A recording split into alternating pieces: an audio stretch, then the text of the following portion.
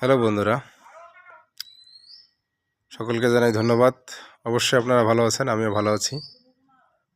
আমরা জানি আকাশে মেঘ থাকলে সূর্যকে ঢেকে ধরে, তখন সূর্য দেখা যায় না।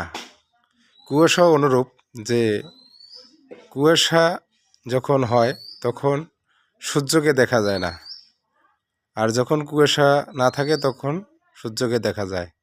আজকের আবহাওয়াটা অনুরূপ, যে কুয়াশা ছিল সকালবেলা, সূর্য দেখা যায়নি।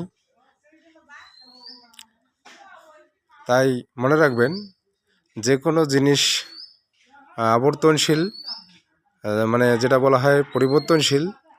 দেখেন আপনারা, যে আকাশে মেঘ থাকলেও সূর্য দেখা যায় না, আবার কুয়াশা থাকলেও সূর্য দেখা যায় না। আমরা এটাই জানি যে সব কিছু জিনিসের আবর্তন আছে, আবর্তনেই সব কিছু ঘটে।